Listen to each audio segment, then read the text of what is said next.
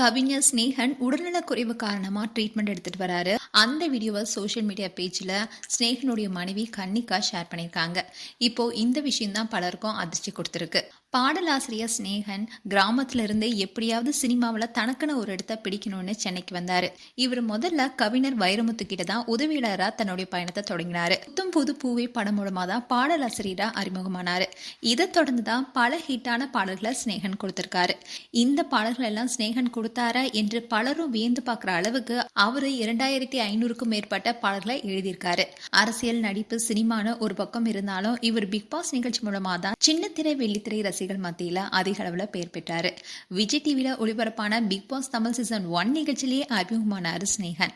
இதை தொடர்ந்துதான் அவர் பல வருடங்களா காதலிச்சுட்டு வந்த நடிகை கன்னிகாவை திருமணம் செஞ்சுக்கிட்டாரு. கன்னிகாவும் கல்யாண பரிசு சீரியல்ல ஹீரோயின் நடிச்சிருக்காங்க. ஒரு சில படங்களையும் நடிச்சிருக்காங்க. இதை தொடர்ந்துதான் இவங்களுக்கு இரட்டை பெண் குழந்தையும் பிறந்தாங்க. இப்படி இருக்க சூழல தான் ரீசெண்டா ஸ்னேகனுடைய அப்பா காலமானாரு. அவருடைய போட்டோவை திறந்து வைக்கிறதுக்காகவே கமல்ஹாசன் ஸ்னேகனுடைய சொந்த கிராமத்துக்கே போனாரு. அப்போ ஸ்னேகனை தன் தத்தெடுத்து கொண்டதாம அவர் பேசியிருந்தாரு. இது பலருடைய பாராட்ட பெற்றுச்சு.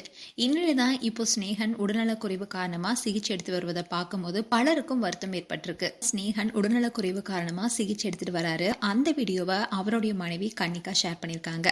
அதோட கன்னிகா அதுல ஒரு போஸ்டும் போட்டிருக்காங்க. அதுல வைரல் காய்ச்சல் அதிகமா பாதிப்பை ஏற்படுத்திட்டு வருது, அனைவரும் கவனமா இருங்கன்னு வேண்டுகோளும் விடுத்திருக்காங்க. இந்த வீடியோல ஸ்னேகன் கன்னிகா தம்பதியுடைய இரட்டை குழந்தைகளும் ரொம்பவே சோர்வா ஒரு பெட்ல விளையாடிட்டு இருக்காங்க. அந்த குழந்தைகளை ஒரு பெண் போலீஸ் தான் கவனிச்சுட்டு வராங்க.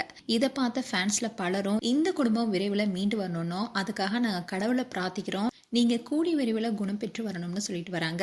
மேலும் ஸ்னேகன் குறித்து உங்களுடைய கருத்துக்களை கமெண்ட் செக்ஷன் சொல்லுங்க. இது போன்ற வீடியோஸை பார்க்க நியூஸ் தமிழ் கிட்ஸ் சப்ஸ்கிரைப் பண்ணுங்க. மறக்காம நோட்டிபிகேஷன் பட்டனை கிளிக் பண்ணுங்க.